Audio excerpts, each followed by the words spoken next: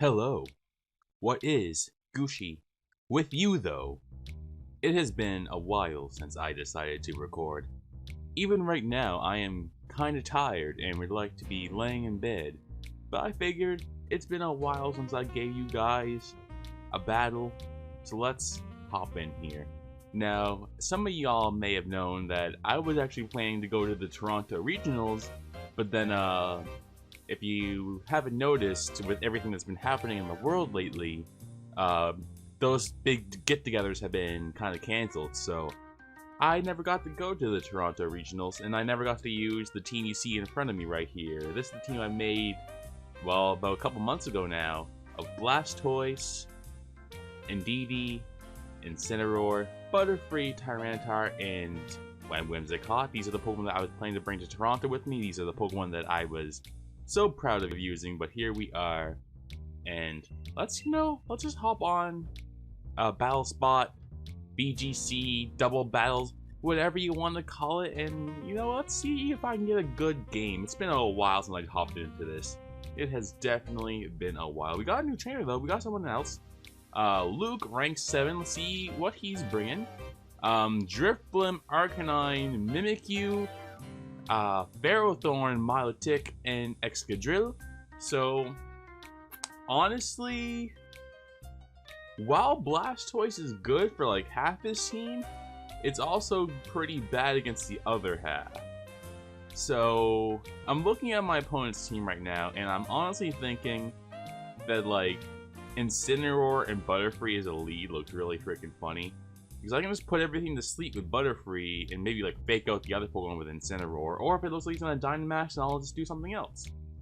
That being said, does my Incineroar have U-turn? I don't think my Incineroar has U-turn, does it? No, my Incineroar has U-turn. I was actually smart. Okay, so let's go with Incineroar and Butterfree. Now in the back, I don't like Blastoise just because he has the Milotic and the Ferrothorn. I kind of like Incineroar for Dynamax in this battle, but let's go with Tyranitar with the weakness policy, and I think my Whimsicott for the Tailwind support, and let's see what we can do. Let's see what he can do. The only Pokemon on his team who is immune to being put to sleep, at least by sleep powder, is Ferrothorn, so I can't put Ferrothorn to sleep, unfortunately. That being said, I can put everything else to sleep, and I do have my Incineroar to put that baby down with a nice and powerful Flare Blitz, or even Dynamax Incineroar if necessary. So let's see what my opponent's going to do. Drifblim Milotic is going to be his, I guess, choices. I don't want to go on a call it. Please don't be competitive, actually. That would be pretty bad. That would be pretty bad if he was competitive. He's going to be competitive. Okay, so immediately I'm going to be putting this, gonna put Milotic to sleep here, and I think I'm gonna Darkest Lariat into the Drifblim. Yeah, put Milotic to sleep for certain. So yeah, let's put that baby to sleep. I don't know what the Drifblim wants to do, but it is gonna be taking a powerful Darkest Lariat. It looks like he's going to be Dynamaxing probably Milotic. That's a love ball. It's Drifblim who Dynamaxes. Okay. Is he gonna Airstream? I don't know what this Drifblim's gonna do. I really don't know how fast is Drifblim. Let me look how fast Drifblim is. Because there's a good chance that Butterfree might still be faster even after Airstream. Let's see. He's gonna go right into Butterfree and kill it. Okay, never mind. He's not even worried about Incineroar. Okay, he would have been faster anyway. But that Milotic is looking very scary right now. Like, holy, it is scary. So let's Darkest Lariat into the Drifblim slot. Does like, oh my lord, it's weakness policy Drifblim. I was not expecting that, to be honest. Honestly, was not expecting it. Okay, so see, that Milotic is gonna be a big threat. Milotic is gonna be a huge big threat if I don't do something about that thing right away. I could Tailwind with Whimsicott, but that's risky. That's risky. I mean, probably my best play, to be honest, though. Yeah, let's go in the Whimsicott and start tailwinding. And hopefully that Milotic can just stay asleep for a long time. Hopefully that thing can just stay asleep for a long time. Let's Darkest Lariat into the Drifblim once again. And we're gonna have to go with the Tailwind with Whimsicott. He can max guard the Drifblim and try to wake up with Milotic. That is definitely something he can do, but it's gonna be a question if he wants to do that or not. I kind of regret not Dynamaxing Incineroar next. I feel like if I went with the what's it called? What's that move called? Max Flare? Yeah. Oh man, he's actually still faster. Even with the Tailwind, he's faster, and he does half with that Max Lightning. I was not expecting him to be faster there. My boy, my lord. Okay. I was not expecting him to be faster after the Tailwind. I guess never mind. I guess I was vastly underestimating how fast a Drifblim can be at +1. So I need this Milotic to stay asleep. And it's still fast asleep, so that's good. That is good. That is very, very good. That is very, very, very, very, very good. Okay. So we know this thing is competitive. It's been asleep for 2 turns. It might wake up next turn. Arcanine is going to be the one to come out. Let's see here. Intimidate. See, now I feel like I just need to focus in on the Milotic. Because Darkest Lariat into you, and I feel like I should... Okay.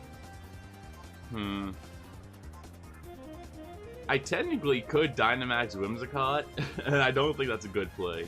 I really don't think that's a good play.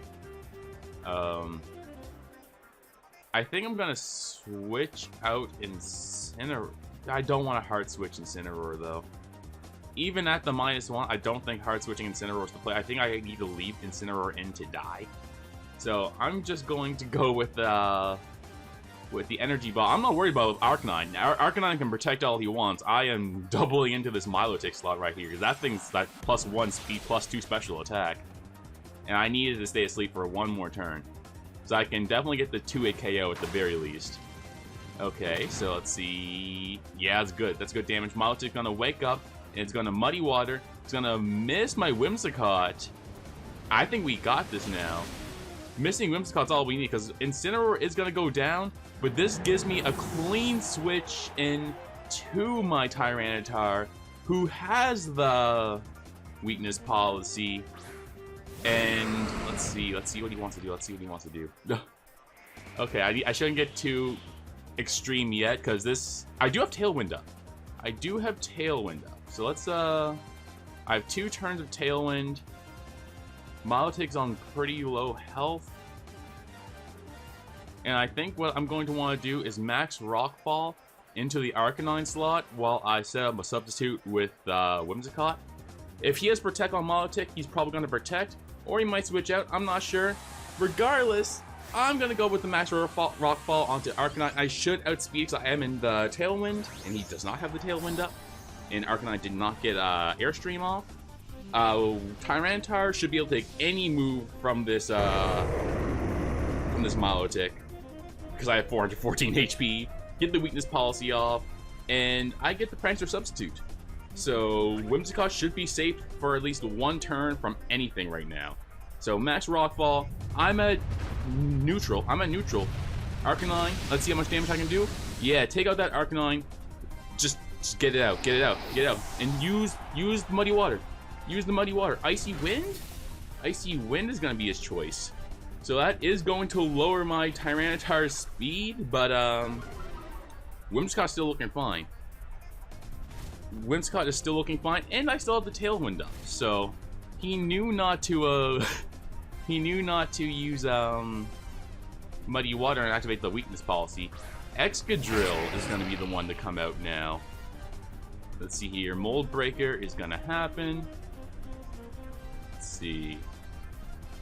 And from here, I'm going to max Knuckle into Excadrill, and I'm going to Energy Ball into this Milotic and take it out. Because from that amount of damage, that energy ball should be able to take out Milotic, and then a Max Knuckle into whatever Whimsicott wants to do the next turn should be able to take out the Excadrill. Let's see what happens. It's definitely not Standard Rush, it's Mold Breaker. Mold Breaker Iron Head goes into my Whimsicott slot. I am fine. Let's see here, and I should get a Max Knuckle off. That's gonna do a ton of damage because Max Knuckle is like base what? Base 95? Base 90? Okay, let's see here. Max Knuckle barely missed out on the KO. The thing is, he has to get a crit. He's weakness policy. Oh, Focus Sash, Focus Sash, Focus Sash. I thought he just lived and was gonna get it. So my Tailwind's gone. I wasn't faster anyway, but I have 381 health. So if he has to get like a critical hit Earthquake, and even then I don't think a critical hit Earthquake is going to be taking out my Tyranitar from here. And if he protects, Max Knuckle will go through the protect and take him out. So Earthquake is his only slot. I would have loved that even if it was a crit. We're going to get that weakness policy off, raise our attack, and hit this Excadrill with the Max Knuckle. Get him out. There we go. There we go. Very, very close 1-0. Very, very, very close 1-0. But you know what? That's why I like this team. That's why I was tempted. That's why I was going to bring this team to Toronto with me. I really do like this team. That's the reason why I was going to bring that team with Toronto with me. I'm so rusty. I haven't played doubles in like 2 months because I kind of had that post-Toronto being canceled depression. But we're back. Hopefully I can record a couple of videos before I decide to, you know, take another break, because you know how I am. I take breaks all the time. If I don't feel like recording, I don't record. And I go months with maybe one video every couple months or something like that. So, regardless, hope you guys enjoyed this one. If you did, follow me on Twitter, follow me on Instagram, join the Discord, link to it is in the description down below. But with that, I'll see you guys for the next one. And I'm out.